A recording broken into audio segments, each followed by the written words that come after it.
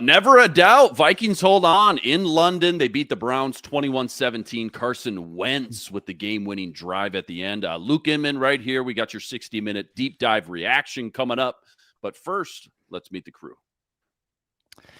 I'm Sam Ekstrom. Welcome to the Squad Show. The Vikings could not afford to lose a game against a quarterback that completed one good throw all day.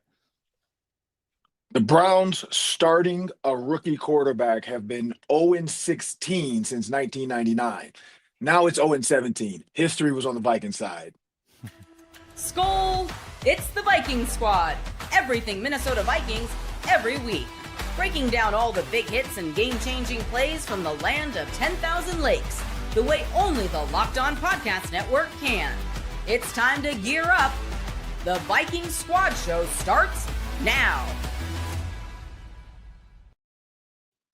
What's going on? Back in the lab, back at another Vikings Squad Show. All the instant reaction you can handle, including Carson Wentz, ice in the veins with the game-winning 10-play, 80-yard drive at the end. We're going to touch on the biggest turning points from this one, which player's stock is pointed up. Before we get into all the action, quick reminder, like and subscribe. Keep up with all the action. So close to 10,000 subscribers. And, of course, go check out our guy Luke Braun over on Locked On Vikings. That's each and every day. Ron, let's just kick things off with you. Last week, it was putrid, man. The entire team just looked broke, offense, defense, special teams. Fast forward to today, a lot more ebbs and flows, some good, some bad, but like all good teams in this league, sometimes it doesn't matter how ugly it looks. Good teams find a way to get the job done, and now the Vikings get to come back home with a week of rest sitting at 3-2. What was the one thing on your mind as you watched Carson Wentz lead the Vikings down on that 10-play, 80-yard drive for the go-ahead game-winning score? Well, first, special teams. The Browns just a toe nail too far. If that guy doesn't put his toe in the thing, yep. I don't think it happens, because it would have been a 99-yard drive, and that is almost inevitable to not happen because you're backed up to start.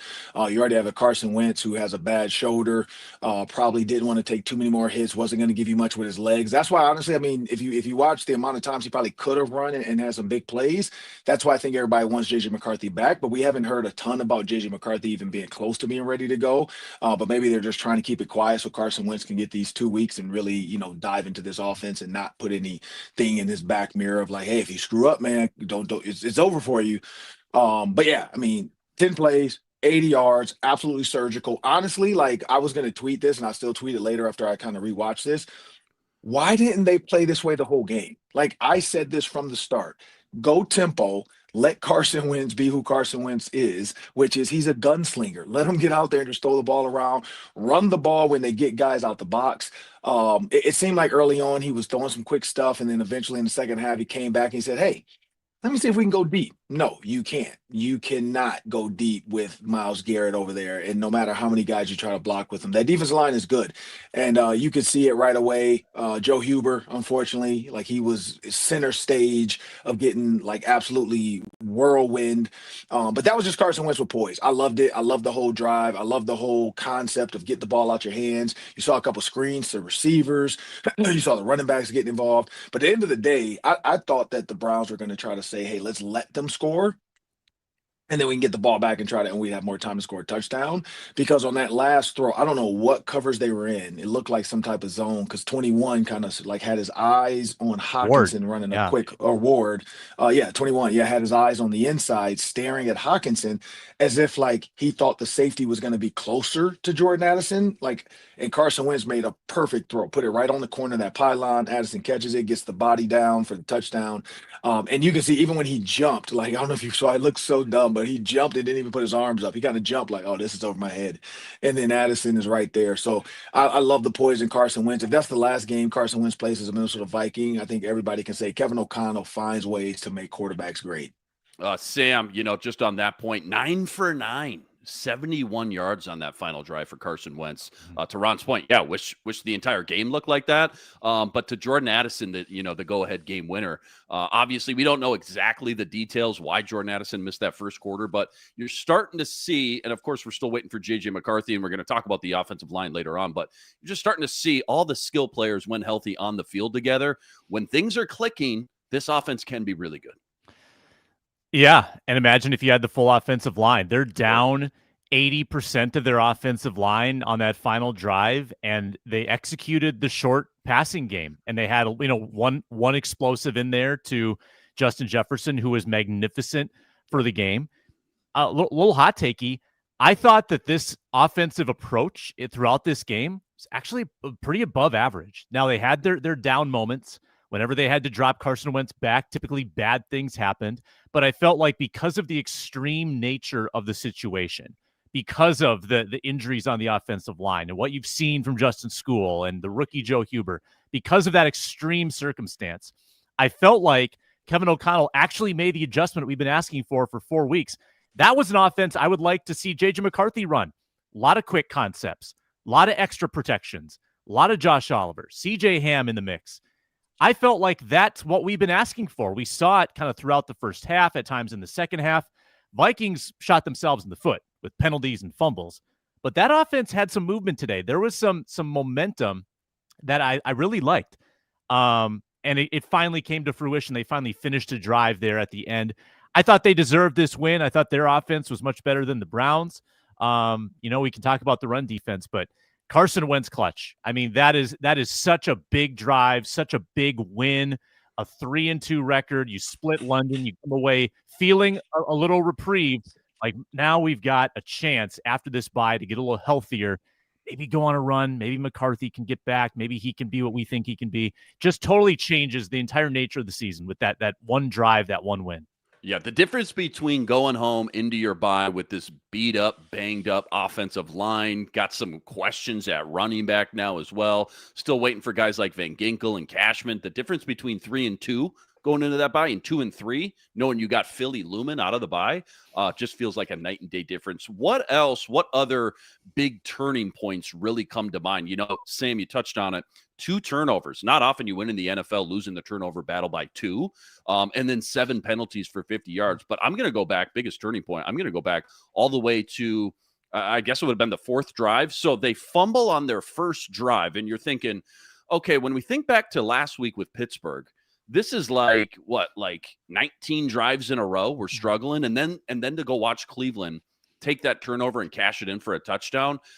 Things felt like, oh my gosh, this could fall apart really quick. Things could get very ugly very quickly. Maybe this team is just broken right now. We need to go home. We need to get healthy, rest up during the bye. But Carson Wentz comes back and scores a touchdown, 8-play, 82-yard drive. Jordan Mason cashes it in at the goal line. But that made it 7-7, and it's just like, okay, maybe we are here to play, and we can compete versus the Browns till the very end. Ron, what was another big turning point in your eyes from this one?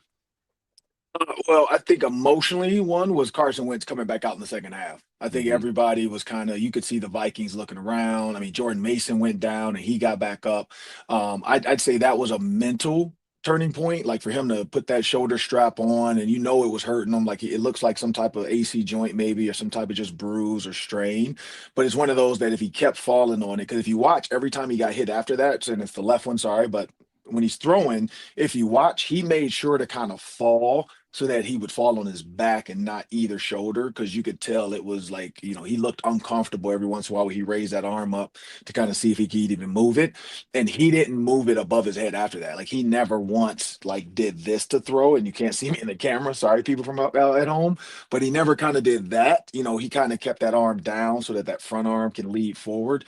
He was definitely trying to favor it. So I think that was a huge one. Other than that, game-wise, I would say that Justin Jefferson catch, like that catch down the field. Which one? The one at the end, the fade route at the end to kind of, get that last drive. It was already turning, but that one kind of felt like, all right, they can at least kick a field goal and go in overtime now. So I think that gave everybody okay, we're in field goal range now. But that was a huge catch. That was a huge throw. That was a 50-50 ball.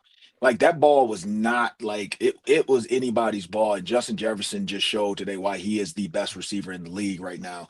I don't care what people say. You can say Jamar Chase. You can try to say, whoever else you want. Justin Jefferson is the best receiver in the league, and he showed it today with some of those catches. Those were high throws. Thank goodness the Browns were not like Brian Dawkins of the old, because that one where the DB kind of hit Justin Jefferson in the back up the seam and he caught it. Yeah. Oh, he could have took his ribs apart. Yeah, and Ed Reed would have wiped him out. Yeah. He looked like he was going for the ball. I think he thought Justin wasn't going to make the catch because it was so high, and it was high. And I think he thought like, "Oh, this is my pick." And JJ just kept climbing that ladder, and he just bumped him in the back. Because I was like, "Oh, this could be bad." But Carson Wentz even said he's been working on that layered throw to kind of get it over that linebacker level coverage in that two, and stick it up the seam. And he did a great job of it today. So the Vikings, and I did the play breakdown today. So the 3-minute drill with Ron Johnson, and I put it. I think it's on Twitter now. But I broke down all the motions and shifts and then attacking the corner routes because those DBs for some reason get lost. And if you think about it, the touchdown was a corner route, and the big play to Justin Jefferson early was a corner route. The Naylor and Justin Jefferson throws were a lot of out and corner routes. TJ Hawkinson's was an out corner route. So the Vikings did watch the film as well and saw that the Browns were very, very vulnerable for some reason on those deep corner routes. It felt in this game, you guys, like every turning point kind of favored the Browns until the very end of the game. You think through this game, Vikings are moving the ball, fumble. Happened a couple times. Big run by Mason. Big pass to Naylor. Penalty. 4th down and 1. Chance for the Vikings to get a stop. Conversion. Like the Browns took advantage of every hinge point in this game, and the Vikings found a way to stay in it, and then the final drive came together. But throughout the game, didn't it feel like it was a step forward and 2 steps back every single time? There might be some momentum. Oh, Miles Price, great return. Holding call. How many special teams penalties are we going to have? It was just a continual, like, jab, punch, roundhouse. Like, the Vikings were taking body blows from a combination of their own self-inflicted mistakes, the Browns kind of enforcing their will on the ground, penalties were setting them back every other drive. Kind of unbelievable they found a way to win with as much adversity as they faced in this game. Because Luke, can you think of any more moments that kind of favored the Vikings flipping momentum in this game? There's not a lot of them. Not a lot of great moments. There's not a lot, and the one I'm about to unveil here and throw down on the table, it doesn't really connect to, like, when I tell you what happens after this play. It's the Ryan Wright 77-yard punt. So Cleveland scores a touchdown, right? 17-14. You're like, all right, we got to match that energy. They go 3 and out. And they have terrible field position. Here comes Ryan Wright, the 77-yard punt. They down it all the way to the Cleveland 2. Plus, there's a penalty, gets it to the 1. They go 3 and out, and they punt it. You go, that's what we needed. We're going to get great field position. That was the Miles Price, actually. Great return to the 40. You're feeling good. Next play, first play from scrimmage, it's a fumble by Xavier Scott, and all of a sudden it's like, okay, that didn't really equate to much positive momentum. So you're right, Sam. I mean, we'd have to sit here and cherry pick each play by play, but even the ones that did feel good at the time didn't really equal or equate to anything positive when you go look at the box score the next morning.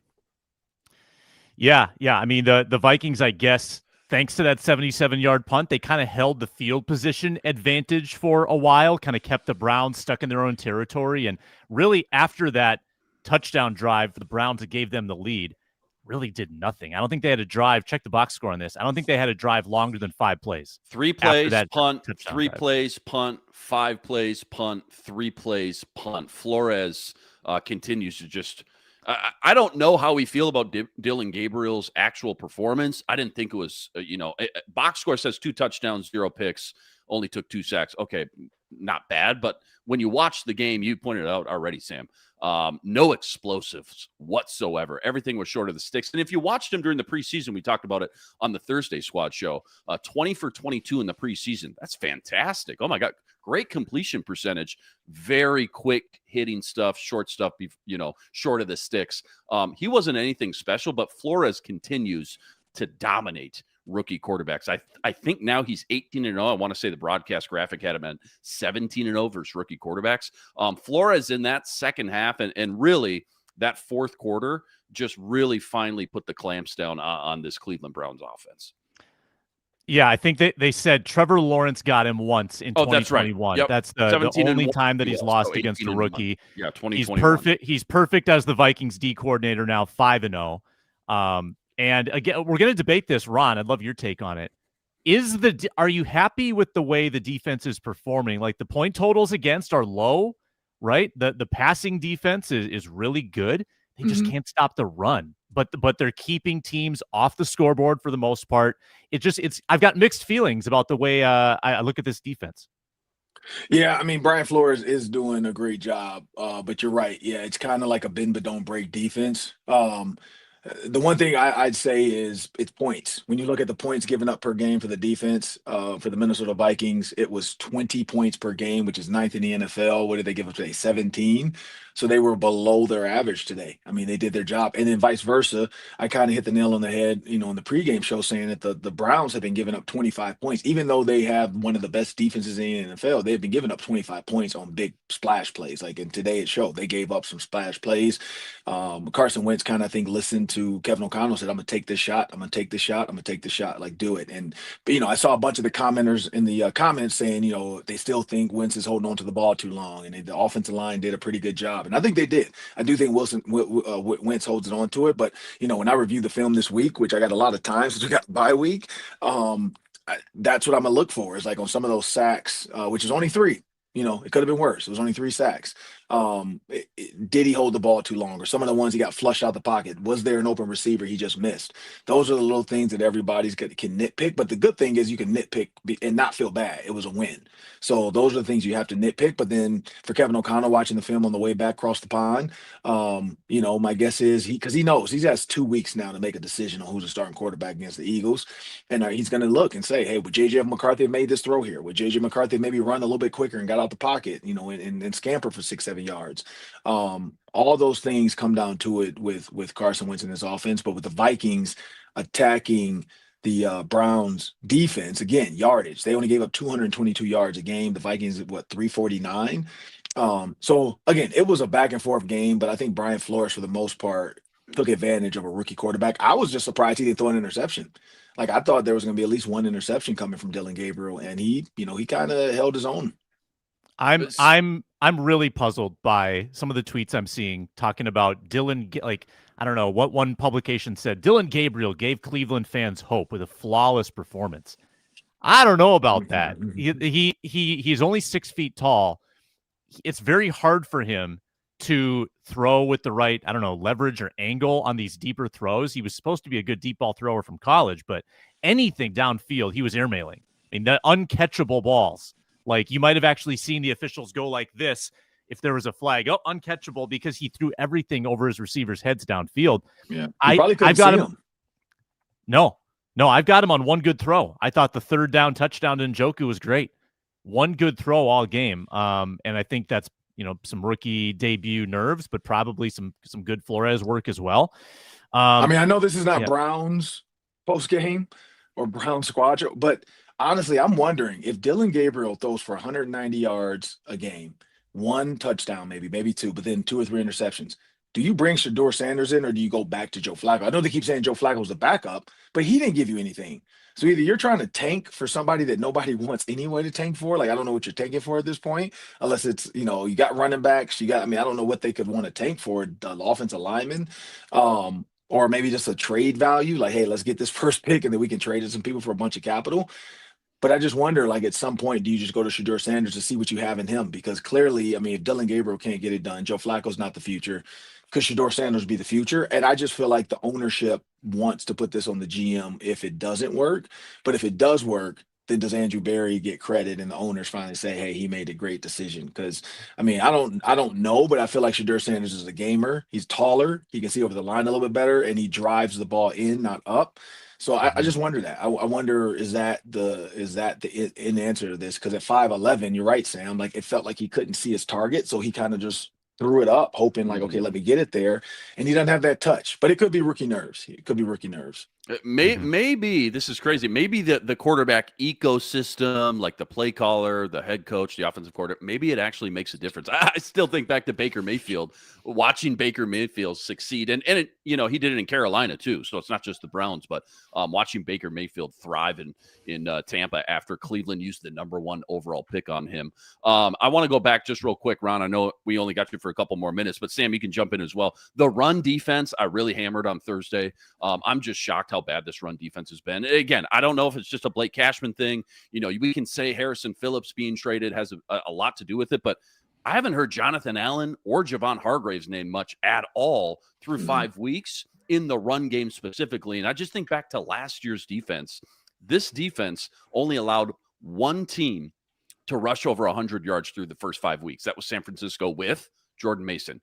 This year through 5 weeks, they've allowed it 4 times. Quinshon Judkins, the latest culprit, 17 carries, $110, over 150 yards on the ground. Is it just a Blake Cashman thing? I mean, we saw it last year, right?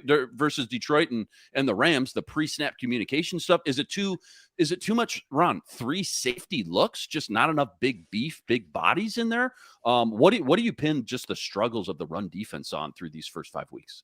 Yeah, if you have a true like 5-man, 6-man front because you got 5 DBs out there, that's tough. 3 offensive line, 3 linemen. You got, your ends are not playing true end. One of them is rushing, the other one is kind of a drop in.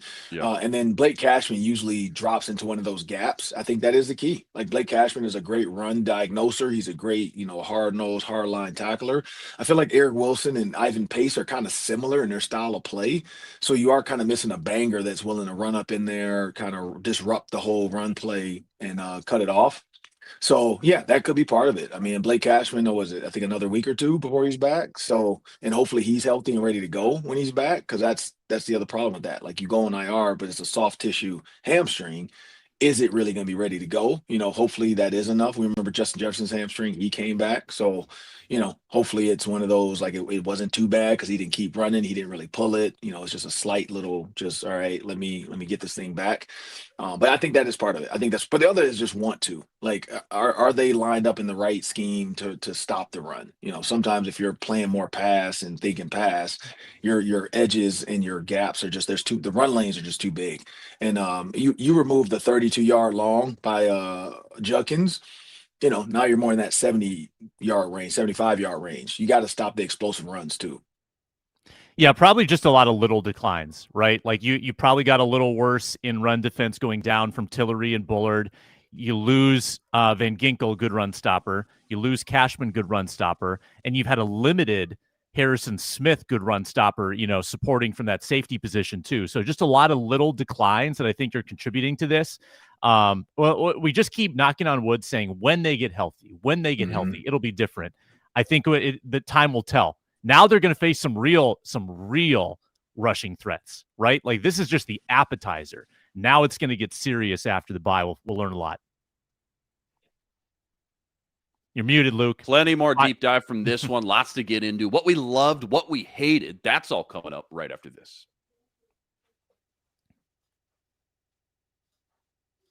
Quick reminder, today's episode brought to us by Square, your favorite neighborhood spots run on Square. Certain businesses make the neighborhood, right? Places that become an extension of our home, whether it's the local sports bar dedicated to the Vikings, the spot with the best wings in town for game day, or the local chain that's been rooted in your community for years. These businesses are what bring people together. And when neighborhood businesses thrive, the whole neighborhood thrives. Square is a proud partner of more than 4 million neighborhood businesses around the world. Go to square.com/go/LockedOnNFL to learn more. But before you do, go support your favorite neighborhood spot. You'll be happy you did. Square, see ya in the neighborhood. All right, I know we got Ron for maybe just a couple more minutes here. What we loved, what we hated. I'll kick it off. What we loved. Can't say, maybe love is too strong of a word, but all in all, considering you got your left tackle 2, maybe 3, right guard 2, center 3, right tackle 2 out there. All in all, against this ferocious, nasty Cleveland front 4, and granted, props to KOC so for some quick play calling, I thought the backup offensive line was okay. I thought they were okay. And then just one little more cherry on top. Tyrion Ingram Dawkins with his first sack of his pro career. Love to see that as well. What'd you guys love today? Try to find a positive here. I loved they got a dub over in London. You gotta love the dub. You gotta eat the dub in London. You gotta love it. So here's the thing. Football at the end of the season, when they look back and if they say they beat the Eagles and they're 4-2, people just they don't care how the win happened. The fact is that they won. It wasn't pretty. There was some ups and downs here and there. The Browns, I think there was the graphic that said number of plays run while the Browns had the lead. And I think before the Vikings, that time they took the lead, it was like 2 plays had been run with the lead on offense or something like that. Like, that was crazy. And so did the Browns play one of their better games against the Vikings? Yeah, for sure. Did the Vikings put up more yards than any other team did on the Browns this season? Yep, they did. They outkicked their coverage, and they did way better than what people assumed. That's what I loved. I love that they did that. They got the win. I hated the going away from the original opening of the game, which was quick hitters, fast plays at the end of the game. I loved the so I hated that they didn't do what they did at the end of the game, the whole game. Like, just spread it out and go quick. Don't let the Browns get set. Make their DBs. Their DBs is the worst part of their defense. Let them get confused as much as possible. And I feel like, it worked. So, you can't be too mad at it. But I just wish there was more of an emphasis on, like, let's see what Carson Wentz can do versus, hey, Carson, don't lose this game for us. Yeah, the first time they dared to try to drop him back 7 steps, I think School got absolutely toasted. Yeah, on the edge. McGuire, Isaiah McGuire, no shot. Less of that, please. I did the math. I think so. They 40 dropbacks. We'll see you, Ron. Ron's got to run. Got more Thanks, Ron. duties. Yeah, great stuff. I think they had 40 dropbacks in the game because they had 34 pass attempts, 3 sacks, 3 rushing attempts by Wentz. 3 sacks out of 40. So that's a 7.5% sack rate. That's good. That is an acceptable sack rate. The team had been on a franchise record pace sack rate. We talked about this all week on the weekly squad shows. 13%.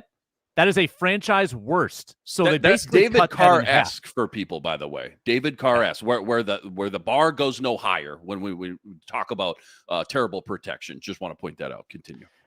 No doubt about it. So for them to have an acceptable sack rate, yeah, it's Carson Wentz. He's probably going to take a couple sacks. I thought the offensive line had a Herculean effort, and I didn't even realize. It sounds like this was part of the plan, and we can talk about whether this is a good plan or not. Mm-hmm. Sounds like Christian Darrisaw was on a snap count. It was odd. Pitch count. It was odd. Would have loved to know that, so we're not all pulling our hair out going, oh, no, is he hurt again? What's going on? But, yeah, that was a head-scratcher for sure, Sam. Yeah. Yeah. So they apparently were planning on putting Walter Rouse in there at tackle later in the game, moving School to left. And, they didn't give up a sack for 2.5 quarters. Then they had a little sloppy stretch. They ran into some longer third downs because of penalty issues. But then on the final drive, for them to protect the way they did, KOC schemed up a lot of good stuff. I thought the concepts were creative today. I thought they were getting their playmakers out in space really well. And they had some failures too, even schemed up a couple of decent screenplays. Not all of them. But I was just really impressed with the offensive line. And people in the comments are giving a lot of love to Blake Brandel at center. I know he had a holding call, but I felt like Brandel, for the first time in his career playing that position, did a really nice job. And I love Joe Huber in the preseason. I thought he was pretty decent as well, other than the sack he gave up. I think we'll have to get a closer look at the tape, but that was an encouraging performance by the offensive line, no doubt. And coming out after the bye, you won't have Kelly back. So do you keep Brandel at center? I think that's the big question with Juergens having that hamstring injury. It all starts right at center. It starts in the middle. There's so much importance. There's so much emphasis, obviously, on the center quarterback exchange and communication. Who's calling out the mic? Who's calling the audibles? Things like that. And to see Blake Brandel step in the way he did. And we've seen his versatility in the past, Sam. Left tackle versus the Buffalo, the miracle game, right? Left guard last season, this offseason, right guard during training camp. I didn't know he had center in his bag of tricks until recently when we heard he was practicing to step in the way he did against this front four. I don't know how you don't roll with Blake Brandel at this point. The drop-off we saw from Ryan Kelly to Michael Juergens was just so big that Blake Brandel kind of shortened that gap quite a bit and made everybody else around him, I think, just look that much better, which was outstanding as well. How about what we didn't like? What did we hate? How about Jordan Addison? Could have used you, bud. In that first quarter. I don't know what we're doing. I'm sure we'll hear the details. Sounds like we have a report on that. We have a report. Walkthrough.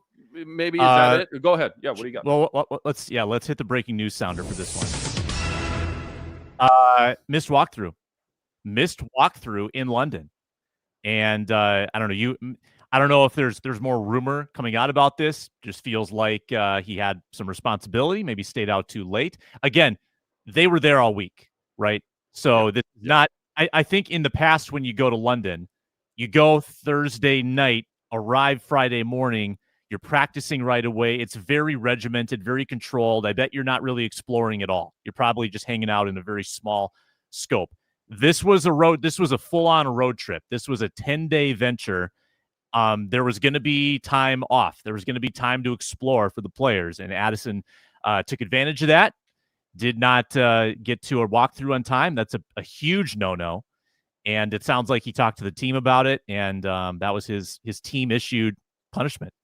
So, Brandel is KOC's Metellus on the O-line, and that's just fantastic. Bad dad joke. Absolutely fantastic. I don't know. They're sitting at 3-2. It wasn't ugly, or excuse me, it wasn't pretty today. It was pretty ugly.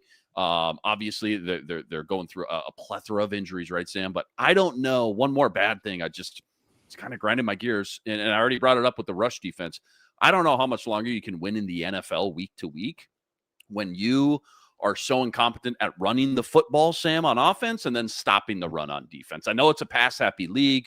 I know everybody loves the sexy, splashy deep throws and chunk plays, right, in the intermediate and deep. But at the end of the day, let's just think about their next game versus Philly. What's going to happen for Saquon Barkley and Jalen Hurts, let alone being able to keep your defense fresh like we saw they didn't do versus Pittsburgh and Atlanta, and be able to just sustain drives, whether it's J.J. McCarthy, whether it's Carson Wentz, whether it's, Juergens or Brandel. I don't care. They got to be able to start winning in the trenches more consistently, Sam. And to be honest, when I think about just how bad they've struggled in both those areas, I'm kind of surprised they're 3-2, to be honest, because they just haven't played that great of football where it really matters at the end of the day when games are on the line the most. Well, this team last year was dominating quarters 1, 2, and 3, right? It was clear from opening kickoff most weeks who the better team was.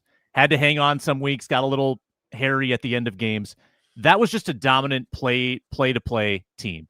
This team's feeling a little 2022-ish, right? Sloppiness, relying on late-game comebacks. Could have easily lost to the Bears, could have easily lost today. Certainly deserved the losses that they suffered against Atlanta and Pittsburgh. What's curious, Luke, is that you're going up against Dillon Gabriel, right? So you get to game plan all week knowing that it's his first game, right? If we load up against the run and force him to make throws, it's probably going to go our way. And they couldn't do it. Dillon Gabriel was able to escape. I counted up at one point, I think it was 16 completions to tight ends and running backs. They really let him off the hook. They didn't force him to make a lot of difficult throws. And when he had to make difficult throws, he was totally overmatched. And they couldn't do it. Couldn't slow down Quinshon Judkins. So your concern is totally valid with what's coming up on the schedule. 100% legit. Eagles are another team that does not have a vibrant passing game by any means. They have not been outstanding by any stretch of the imagination at passing the football. So if you can't devote yourself to loading up against Saquon Barkley and slowing him at least, maybe not stopping him completely, that's going to be a concern. How about on the other side of the running game? Couple running back fumbles. That's 2 in 2 weeks for Jordan Mason. Can't happen. Can't happen. And now that's 2 weeks in a row without a takeaway also, I think. Interesting. We haven't talked about that. We should talk about that tomorrow morning, perhaps. Very interesting note there as well. The fumbles definitely make you think, do we have a running back problem? It's tough because Jordan Mason looks so good, doesn't he? When he gets into a rhythm, he can actually get 5, 10, 15 touches a game. But those 2 fumbles are so costly. And again, they're lucky to squeak out of there with a victory. When you lose the turnover battle 2-0, then you got Xavier Scott, a UDFA from last year, finally getting some real run, gets a little bit more valuable reps with Aaron Jones out. And he's looked good. He looked good last week versus Pittsburgh, had that great touchdown catch, tiptoe in the back of the end zone. But you just can't fumble in this league. You just can't have those turnovers as a running back. How about coach's corner time? Favorite, least favorite coaching decision? I'm talking game management, play call, halftime adjustment, whatever it may be. What stuck out the most, KOC or Flores? Let me start with this. You know this. I always used to say nothing bad ever happens when you send Harrison Smith on a blitz. Maybe it's not always a sack or an interception. Sometimes it is. But like 4 out of 5 times, it's a positive play. The quarterback throws an incompletion, rushes the throw, whatever it may be. Putting Justin Jefferson in the backfield, Sam, is starting to feel like that. Now, last week, they used him as a decoy. They got a first down. They picked up a chunk play. That was nice. This week, they motioned him out of the backfield, and it's that such easy pitch and catch that I don't know why the NFL has yet to figure out how to stop that play. But even more kind of tantalizing when you're not using a running back, you're using Justin Jefferson to pick up the play. So I just love that play call. I hope they continue to do it, whether he's a decoy or he's the first option in the first read. I love that play design. And there were some other ones too, Sam, that in the moment I was like, oh, I've never seen that kind of play design from KOC. Yeah. He's in his bag of tricks right now. KOC's in his bag. And I can't wait to go back and rewatch this game because there's 2 or 3 other unique, creative play designs. And I'm not even talking about the halfback pass, by the way, which scored the first touchdown. Cam Akers, go off, young man, hitting Josh Oliver for the first score to make it 7-7. But there were some other just play designs in there, Sam, that I was like, this guy's rolling right now. He's feeling himself. So I love the offensive creativity mixed with the balance of getting the ball out quick today, Sam. Yeah, I'm totally with you. The Cam Akers halfback throw to Oliver. Let's talk about that. Did Cam Akers play another snap? Was that the only thing he did all day? I don't remember seeing him on the field on offense. Can't just confirm or deny that, but I don't remember specifically seeing him either way. I don't. A little surprised it worked as seamlessly as it did, because you'd think that the antenna for the Browns would go up when they see, oh, there's one guy in the backfield. It's Cam Akers. Something crazy is going to happen here. It's probably not a straight running play. And for Josh Allen to be that wide open, that was cool. Clearly practiced, clearly scripted. Maybe they saw some kind of indicator on film that this would work. Credit to Akers, who apparently was a frequent thrower of the football in college. He was like 5 of 8 on trick plays. So cool. So KFC's been keeping that in his bag of tricks this whole time here too. Huh? Those trick plays have usually gone badly for the Vikings, haven't they? Yes, that was cool. That was cool. And also, we rip KOC and the Vikings for the screen game a lot, but how effective is that bubble screen to Justin Jefferson? That is good for 8 yards like clockwork. I think maybe he just knows how to set up his blockers, or he's very decisive. He knows where to kind of slither and get close to the first down. That play comes in handy when you need a quick pass.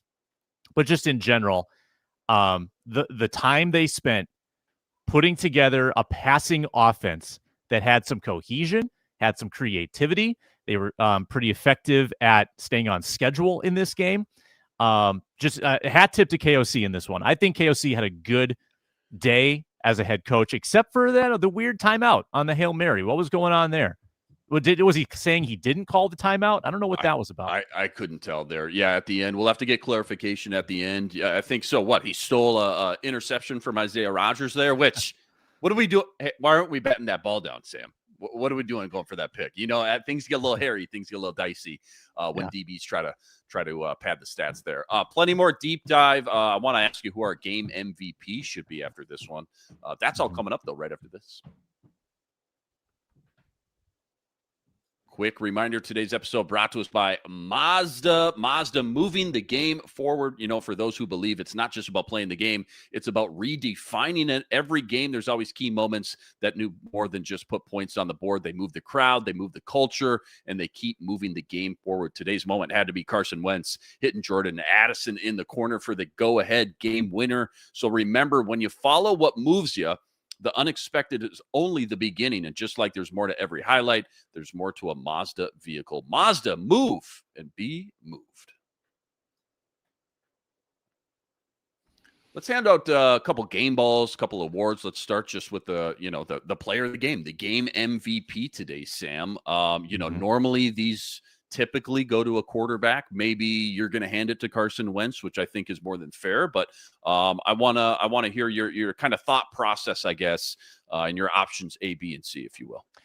Yeah, I think option A, betting line favorite's got to be Justin Jefferson, who made not 1, not 2, but I would say 3 pretty phenomenal catches in this football game and almost made a couple more too. He was right. I mean, he was given a lot of chances. Carson Wentz was not shy about throwing the ball his way.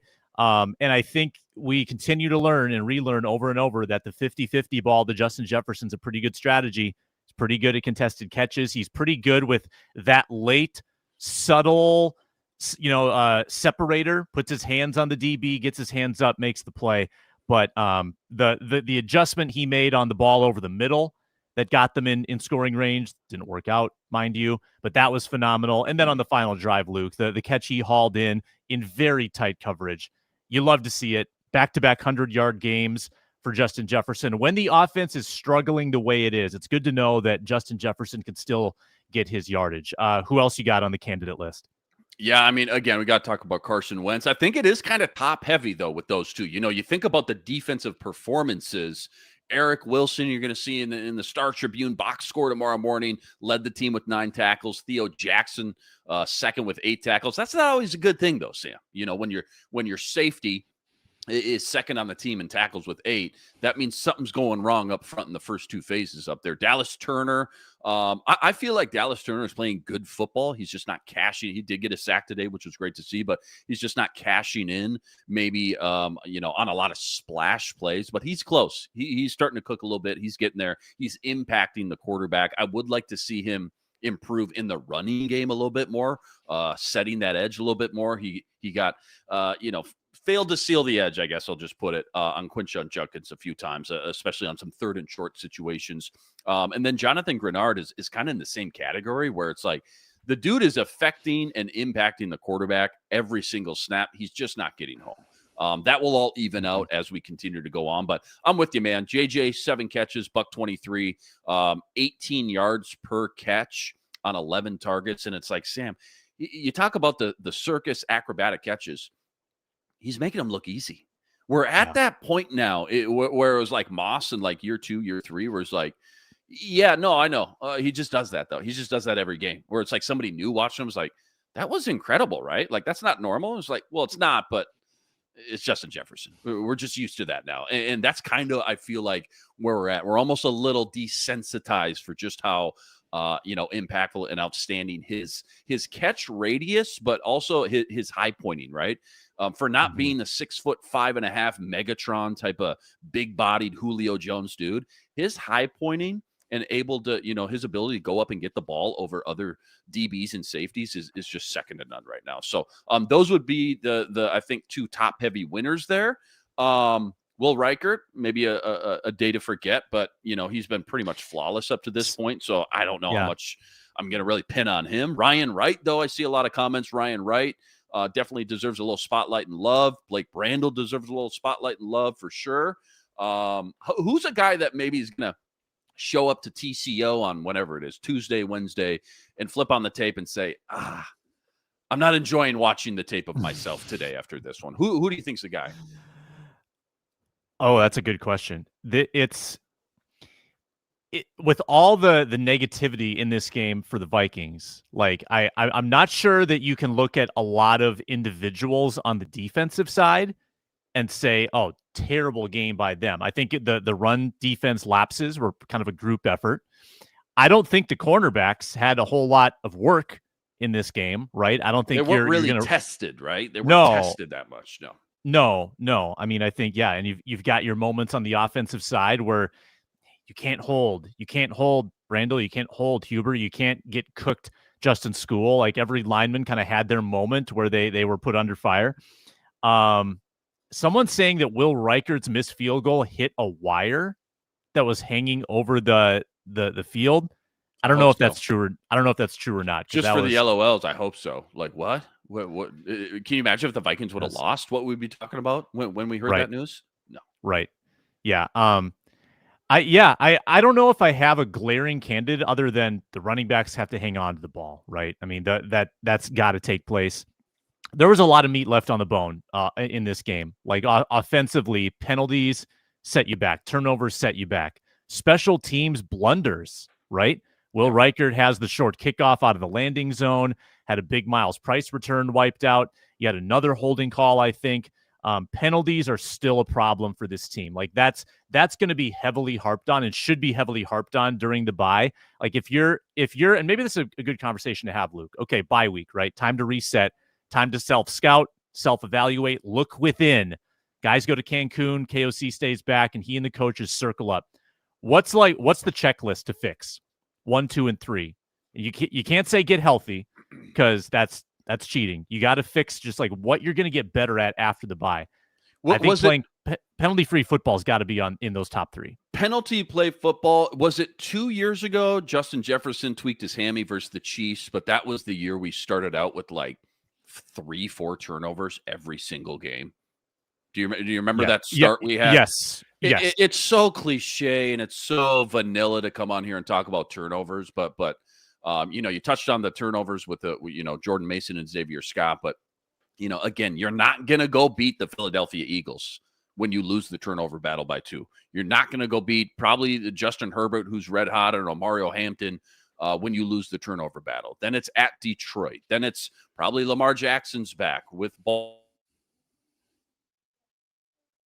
Baltimore and Derrick Henry's in town.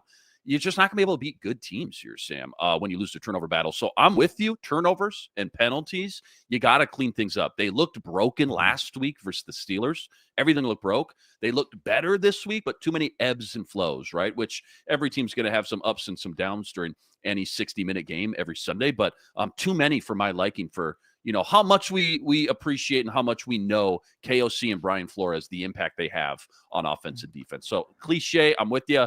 The turnovers, not nearly to the degree. Was it 2 years ago, I want to say, with Kirk on the quarterback Netflix? Yeah.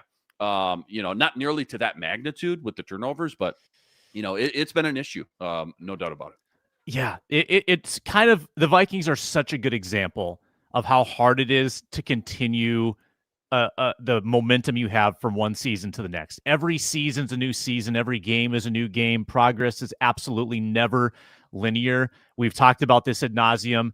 Vikings have one back-to-back playoff appearance this quarter century, which is astonishing. With all the good teams they've had, all the good teams that have come back off of big seasons, for them to not be able to string more than one appearance in a row together.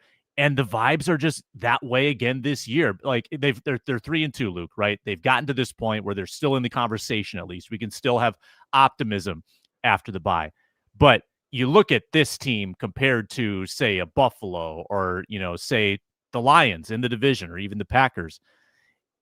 This does not feel like a team that's on that level at all right now. I think there's got to be a hope that you can tap into some upside with a healthier team.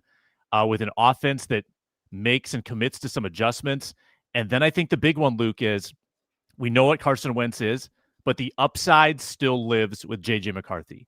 If you can find some upside there and get a higher level of play out of the quarterback position, that's where you're going to get back or closer to an elite level where they were at last year with Sam Darnold. Amazingly, this whole thing looked so much better last year with Sam Darnold at the helm. So a week of rest, obviously, you don't play again for 2 weeks. Let me ask you this. I just want to touch on some injuries, and we can keep it kind of quick bullet point. Don't need to go in depth on all these names, but let's start with Christian Darrisaw. If you know he's going to be on a snap count, Sam, is it weird to say, well, let's get him in the fourth quarter instead of the first quarter, whatever that might look like? And by the way, dude played 77 snaps last week in Pittsburgh, so maybe there is fatigue in the knee. I know he rested 2 days of practice, Wednesday, Thursday, ended up suiting up on Friday, but clearly they got this game plan going on. Does it make sense to want him later in the game when the game matters most? And then B, how long do you think we're going to have to do this whole snap count scenario kind of? I don't want to call it a circus, Sam, but it kind of feels just very abnormal. I haven't seen that for an offensive lineman ever before. No. Well, and this has been also the plan with Harrison Smith is a planned ramp-up period. So you've got two stalwarts, and we don't know what Harrison Smith was dealing with. We do know what Christian Darrisaw was dealing with. Yeah. I think it's just an odd choice to play him as much as they played him last week. That's not a ramp-up. That's a regression. Yeah. A ramp up is when you go from 30 to 50 to 70. You play 77 and then dial it back to 40. That feels like a regression. Now, maybe I'm not the doctor here, and it sounds like the team had a plan, but was it just a little soreness? I mean, can they just say that? Was that the case? Because that's understandable. Okay. I don't understand why that would be the plan, to play him as much as they played him against Pittsburgh. So just curious, just a little odd. This is a training staff that is a little more conservative than most. I think they hold guys out a little longer than some other teams might. Not saying that's right or wrong, but this plan of action, I think the greater question, Luke, is why burn him out early in the game? Why not rotate him out in the first half to save him for the second half? That's probably the biggest question that I would have. So maybe KOC clarified that after the game and spoke more to it. I can look for that on Twitter. But again, after the bye, we're just hoping that after the bye, some of these things can be taken care of. You don't have to snap count Harrison Smith. Don't have to snap count Christian Darrisaw, and get some dudes in there that are healthy. Let's just stick with the offensive line here. Rattle through these two things. Tell me if you think this dude's going to play. We're not doctors, but just a hunch, right? Tell me what your gut says this dude's going to come back versus Philly after the bye. And if not, the big impact, big drop-off, I guess, that you think they'll have. Ryan Kelly, I'll start. Don't think he's going to start. IR. Yeah. He's He is IR'd on the IR officially. Thank you. The so drop-off, though, after seeing Blake Brandel, I don't think it's as significant, at least compared to what we saw with Michael Juergens. So I don't think that's too bad. Donovan Jackson, I know, was on the IR. Do you think he'll be back for the Philly game? Is he eligible coming back off that IR? Yeah. Jackson is eligible. That'll be 3 weeks post-surgery for him. Remember, he had the surgery right after the Cincinnati game, and I think the plan has been to get him in for that Philadelphia game. So I'm going to say yes on Jackson. Okay, and obviously huge upgrade going from your boy, who we like today outside of the holding call and the sack, Joe Hubert, but still getting your first-round pick. That would be huge as well. Brian O'Neill, doesn't sound like we'll see him anytime soon as well, I believe. See, O'Neill was hurt against it was last week. He was not IR'd, though. Was not IR'd. And that's important to note. IR is a 4-week out period. So if you don't put him on IR, that indicates you think he can be back earlier. Now, a mild MCL sprain, if you read the websites, believe what WebMD is telling you, that can be a short-term injury. That can be 2 or 3 weeks and back. So if he misses, miss this week, bye week, comes back after 3 weeks of rest and plays against Philadelphia, it's realistic. It's possible. I'm going to say 60%. Would you rather have Walter Rouse out there or Justin Skule? Just seeing what you've seen. I've seen a lot of bad from Justin Skule, man. I'm willing to try Walter Rouse. I mean, Walter Rouse is also that's someone you drafted and developed and has shown enough in the preseason, I think, to get an opportunity. I would give him a chance. Two more quick ones. Van Ginkel coming off the concussion. Do you think he'll be back in Philly? And if not, the drop off from him to Dallas Turner, who again has flashed, just hasn't really gotten home and connected on the splash plays too much. Yeah. Again, not IR. So coming back against Philly is logical. And I don't know if they've deemed it a concussion or a neck. Oh, it was the neck. He's got a couple upper butt. He's had a concussion. And a lot of stuff happening above the shoulders for Van Ginkel, because they're saying that this is a lingering neck issue from the preseason where he had some time off. Then he suffered a concussion in the Bears game where he fell on his head after tipping a pass and got undercut. That's got to be bad for your head and your neck. So that could have been a kind of a double whammy there. And then played 8 snaps against Cincinnati. So he's really had a tough couple months. I think that if he comes back, it's probably a snap count situation like we had with Darrisaw. Probably a lot of rotation. We might only get him for 20 snaps, but that could be enough, too, for Van Ginkel to make an impact. Yeah, played 8 snaps for Cincy and got to clean up another Jonathan Grenard pressure and got a sack on just one of those 8 snaps. Kind of hilarious. Last one, Blake Cashman. Boy, I think this is the biggest one here, Sam, for me. Just how bad the run defense has been, knowing how huge and important he is with the pre-snap communication and alignment. Do you think he'll be back week 6? And again, the drop-off from him to Eric Wilson, who's been fine as a backup. Ivan Pace, very up and down. Roller coaster with Ivan Pace so far this year. Yeah, eligible to come back for Philadelphia. Okay. Hamstring. We all saw the hamstring injury happen in real time. He's chasing Caleb Williams. That thing popped. That's not an easy injury to come back from without a lot of ramp up, and hamstrings are tricky.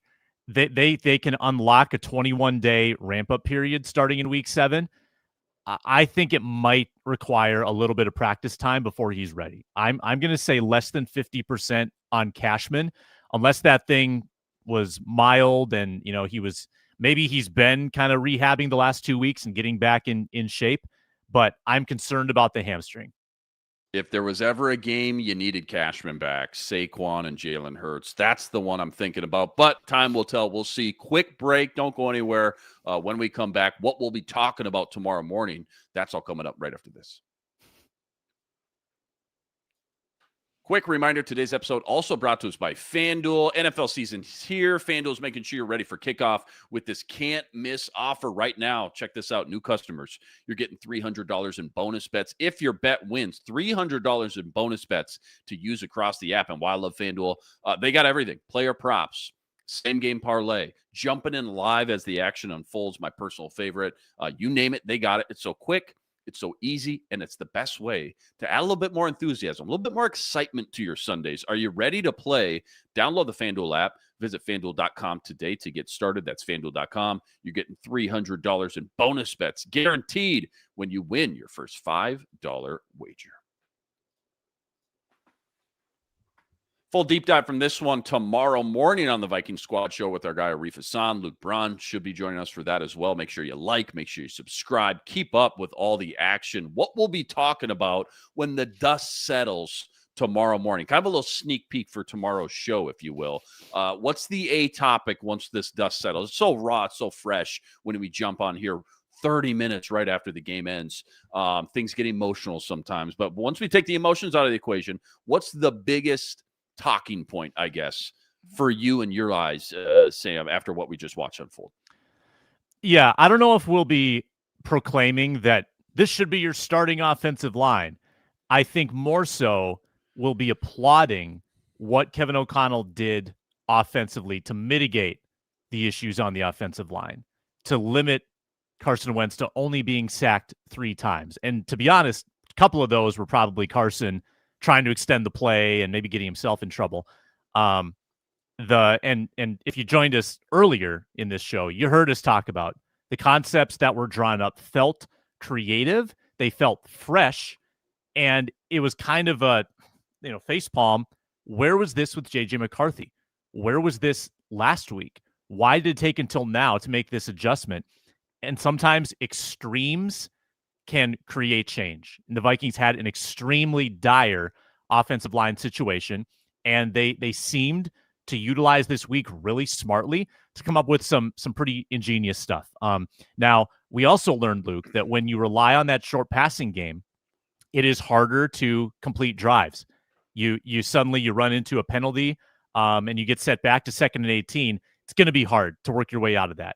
So the short passing game is not everything by any means, but I liked what I saw with the restrictions they had in place with their personnel. I thought this was a really good KOC game. Whoa. Check this out. In the group chat, Luke Braun, who is live in London, right? He went to the Ireland game last week, went to the London game, obviously, today. My uncle sat with J.J. McCarthy's dad. They made the trip because they thought he would play. He said it was really close, but they're being very, very cautious. So take that with a grain of salt, maybe, perhaps. But if that is accurate, Sam, that makes you think with another week of rest here now, with the bye week ahead, J.J. McCarthy, is this his show to lose again? Is he getting the full reins here? Is he back under center versus Philly and Jalen Hurts? I mean, people are going to freak out at Diana Rossini because she had the report yesterday trying to, she's tweeted a lot since then, but trying to find what she wrote about J.J. McCarthy's status.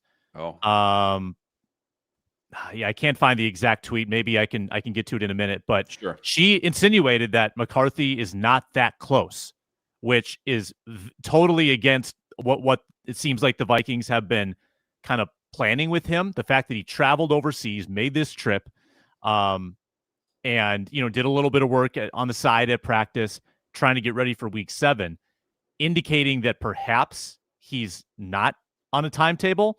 if that turns out not to be true, that's just kind of another knock on Rossini, who people are already upset with here in this market. But the fact that he was on the trip, Luke, I don't know what it means to you. To me, it just means they wanted him to be around the process. They wanted him to be around the buildup of putting together the game plan, watching Carson Wentz operate, being in the meetings. I don't know if that meant that they thought he could necessarily play. It always felt to me like this is a logical 3-week period for Carson Wentz to play, McCarthy to get healthy, and then come back week 7. So until I'm told for certain otherwise by the team, that still feels like the plan to me. McCarthy week 7.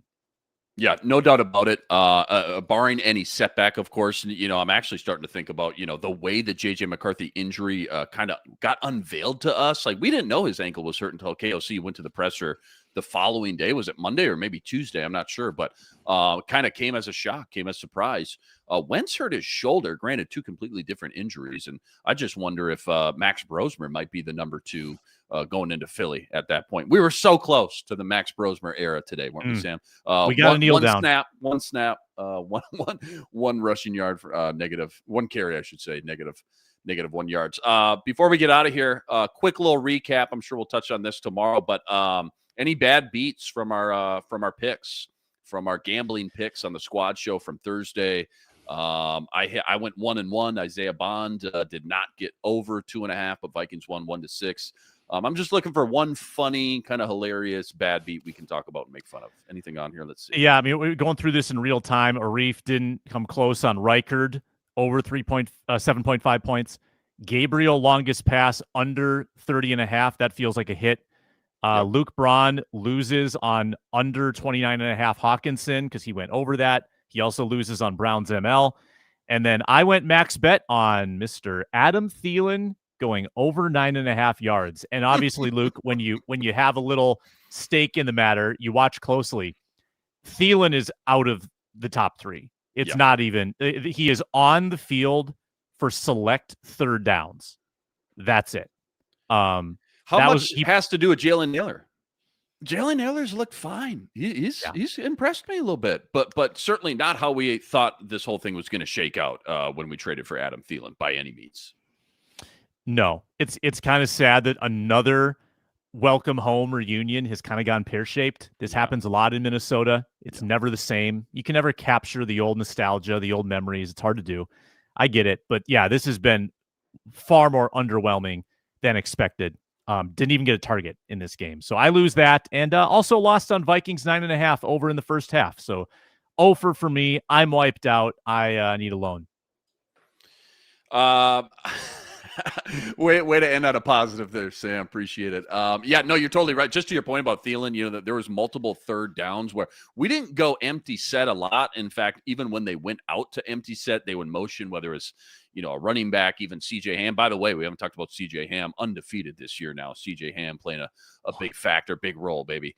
But you're right. I looked at the 4 wide receiver set. I'm like, Thielen's not even out here in the 4 wide right now in a crucial moment on 3rd and 3 here. What is going on? So I saw that line dip from 9.5, which already seemed low, to 7.5. And anytime it's that low, it just feels Vegas knows something. I don't know how Vegas is just spooky good, but Vegas knew the fix was in. Maybe Adam Thielen didn't hit that bet. We'll talk about that and plenty more on tomorrow's show. Vikings hold on, though. They survive in London versus Cleveland. They moved to 3-2, 21-17. That's your final. Carson Wentz with the game winner. Go ahead. Touchdown pass to Jordan Addison, back of the end zone. Week to rest up.